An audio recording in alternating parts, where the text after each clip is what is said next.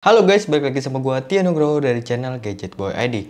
Oke, jadi hari ini gua mau nge-review HP yang menurut gua menarik di harga 1 jutaan, yaitu Redmi 9.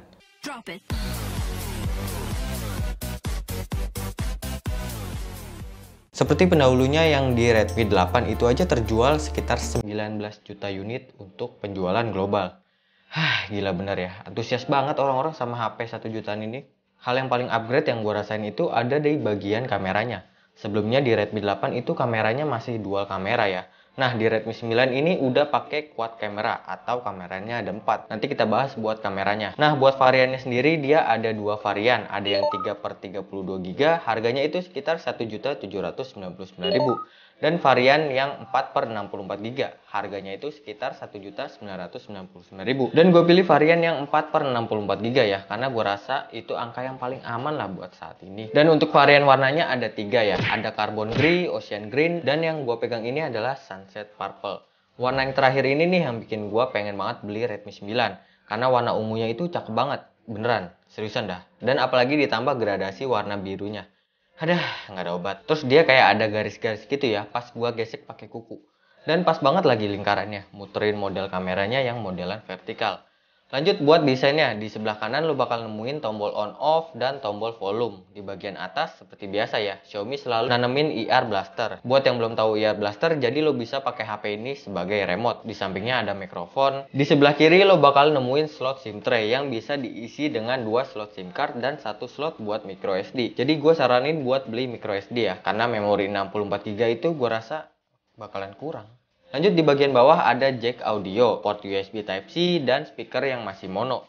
Nah buat fingerprintnya dia ada di bagian belakang ya, agak mainstream sih, tapi tenang, dia juga udah ada face recognition-nya. Jadi lebih cepat malah dari fingerprint. Saran gue sih, mending aktifin aja daripada pakai fingerprint yang harus ngorek-ngorek bagian belakang dulu. Buat tampilan layarnya dia pakai ukuran layar 6,53 inch Full HD Plus drop display. Agak kecewa sih gua karena gua harap dia pakai modelan kayak tompel gitu. Aspek rasionya dia 19,5/9. Udah dilindungin Corning Gorilla Glass 3. Dan buat pencerahan layarnya 400 nit. Pantas aja sih gua pakai di bawah sinar matahari kayak nggak terlalu kelihatan gitu. Buat kualitas gambarnya juga masih oke ya. Gambarnya itu kelihatan terang ya, walaupun kualitas warnanya itu nggak terlalu kental. Tapi ini udah oke lah. Dan ini buat pengetesan suaranya. Lu dengerin sendiri aja deh.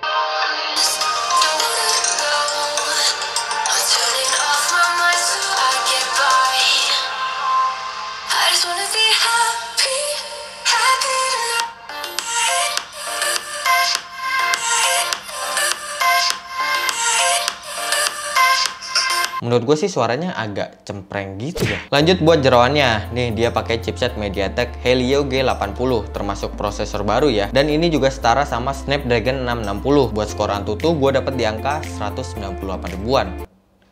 Lumayan lah. Buat scrolling sosial media sih gue ngerasa agak berat ya. Sama buat bolak-balik menu juga agak berat. Gue sih berharap nanti bakal bisa lebih ringan di updatean MIUI 12. Sementara ya sering-sering clear RAM aja biar performanya lebih enteng. Masuk ke settingan PUBG Mobile. Gue dapet di settingan Smooth Ultra dan HD High. Belum bisa ke HDR ya. Oke, gue pakai di settingan Smooth Ultra. Buat gameplaynya gyroscope-nya delay bro. Pas main, nggak nyaman banget. Mending dimatiin aja dah. Tapi buat gameplaynya sih masih oke ya. Cuman pas main gue ngerasa itu agak sedikit patah-patah.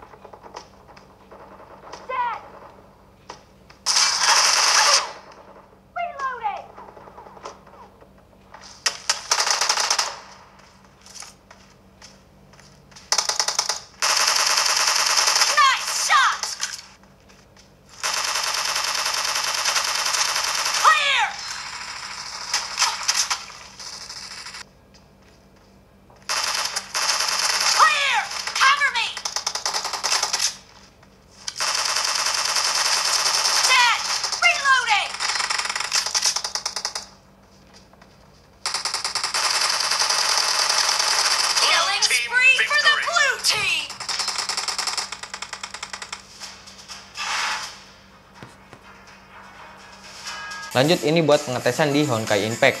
Pas masuk di menunya sih, gue ngerasa gyroscope-nya itu kayak agak ngaco gitu ya. Padahal gue nggak gerakin HP-nya, tapi dia kayak goyang-goyang sendiri.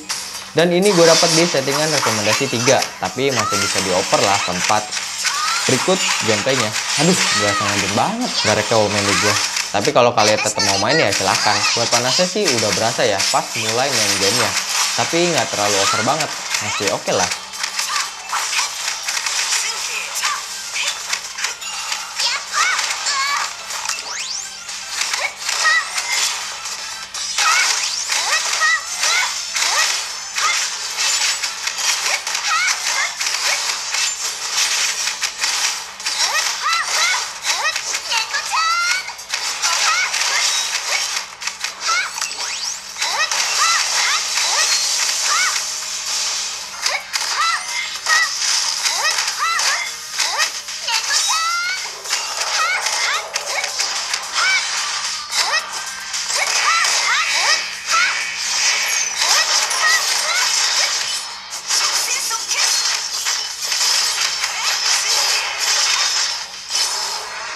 Dan ini buat settingan CODM. Gue dapet di settingan grafik rendah, dapet di high, dan grafik medium juga dapet di high.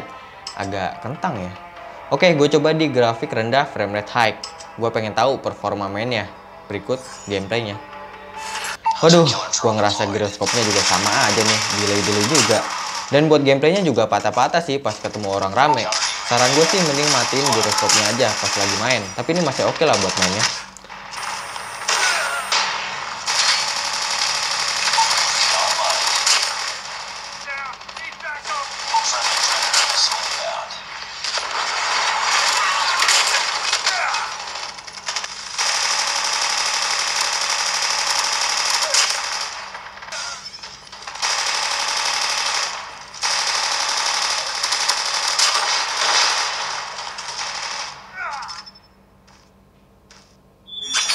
Karena baterainya ini gede banget ya, 5020 mAh, dan dia juga udah mendukung quick charge sampai 18 watt ya, walaupun di dalam boxnya cuma ada 10 watt. Buat pemakaian gue sih, gue pakai HP ini bisa lebih dari 1 harian ya, tapi gue ngerasa baterai Redmi ini lebih boros dari Redmi 8. Perbedaannya itu hampir 1 jam lah buat DSOT-nya. Lumayan. Dan buat ngecasnya di kepala casan 10 watt ini, gue ngecas itu dari bener-bener habis ya, sampai ke 100% itu cukup makan waktu ya, hampir 3 jam. Saran gue sih mending ganti ke kepala chargernya ya dah, yang bisa 18 watt. Kita masuk ke kameranya. Seperti yang gue bilang di awal ya, Redmi 9 ini upgrade banyak di sisi kamera.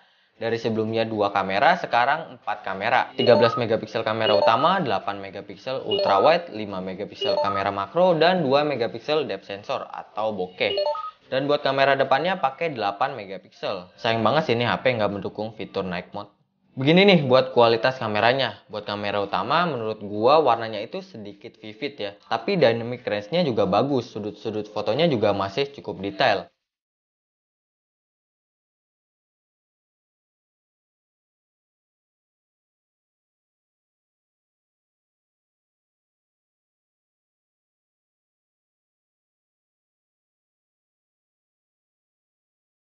Masih oke lah, tapi dengan catatan untuk pencahayaan yang masih bagus ya. Tapi pas di pencahayaan yang kurang atau di malam hari, aduh, jelek banget bro. Buat kamera ultrawide-nya menurut gua warnanya itu agak sedikit berkurang dari warna aslinya. Sudut-sudut fotonya juga nggak terlalu detail. Kurang sih menurut gua. Gua lebih suka di kamera utamanya.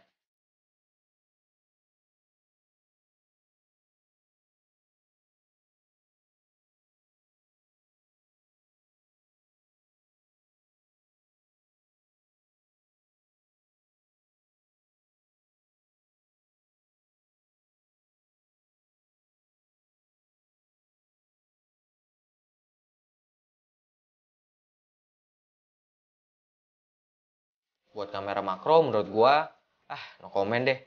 Lu lihat sendiri aja dah. Menurut gua ini gimmick doang ya buat dapetin kuat kamera.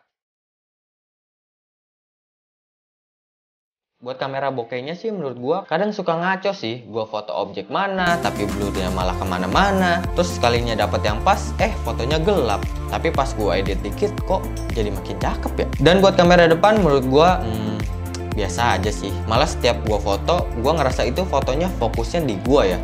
Dan buat sisi fotonya itu malah jadinya ngaco. Dan ini buat pengetesan videonya, mentok di settingan 1080p 30 fps. Berikut hasilnya. Oke, ini pengetesan video 1080p 30 fps. Udah paling mentok banget nih. Shaky banget ya.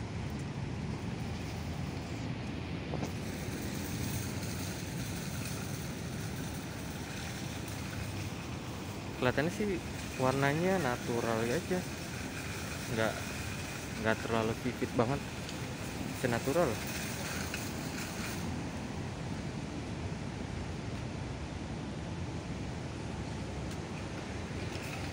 Oke.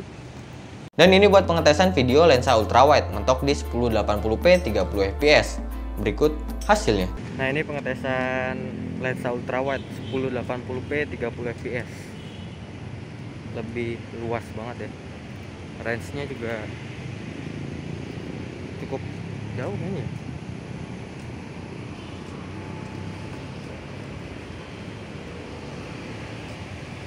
Tapi masih shaky banget.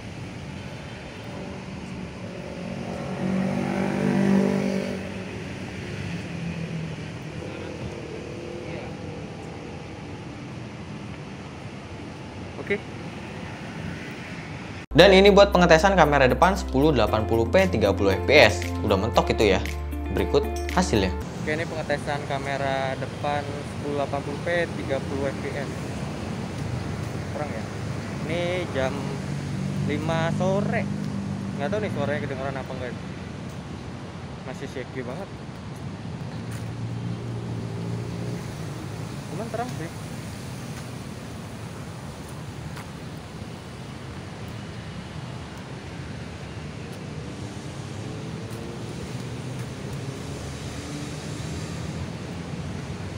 Kesimpulan ya, buat gua dengan harga 1 jutaan hampir ke 2 jutaan sih. Menurut gua yang bikin worth it itu di kameranya yang udah kuat kamera, dan buat kameranya juga udah cakep sih. Tergantung dari cara lu ngambil momen yang tepat aja, pasti jadi makin cakep. Kalau buat keseharian sih kayak sosial media, terus foto-foto, terus baterainya juga udah badak banget, dan ngegamenya juga dikit-dikit doang.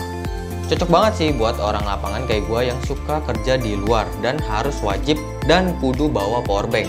Dengan HP ini gue rasa nggak perlu bawa powerbank lagi. Udah pasti cukup banget lah buat pemakaian kerja yang butuh sosial media dan foto-foto. HP ini kuat kok buat main game, cuma ya nggak smooth aja. Sama desain belakangnya yang buat gue jatuh cinta banget sama HP Redmi 9 ini. Warnanya, aduh, cakep banget bro. Dengan harga 2 jutaan kurang, gua rasa HP ini mantap banget buat dipinang. Kelemahannya ya paling kalian harus sering-sering clear RAM biar buka aplikasi nggak terlalu berat. Soalnya gua setiap pakai HP ini dan nggak gua tutup aplikasinya berasa berat banget. Udah kayak lagi ngegendong karung beras. Sama dia juga nggak ada fitur night mode-nya, dan buat ngecasnya pun lama banget. Nget. Sama giroskopnya, aduh, berat banget deh. Setiap gua belokin ada kali sekitar 2 detik baru dah tuh giroskopnya gerak. Nggak bisa kayak Rambo dah gua kalau main PUBG. Keburu mati duluan. Oke, segitu aja sharing pengalaman gua dengan HP ini. Semoga bermanfaat. Mohon maaf kalau ada salah-salah kata ataupun perbuatan gua yang kurang berkenan. Like kalau kalian suka dengan video ini, dislike juga nggak apa-apa, dan jangan lupa subscribe. Dengan kalian subscribe, gua ngerasa semakin semangat ya bikin video lagi. Gue Tio Nugroho cabut, kita ketemu lagi di video selanjutnya. Bye bye.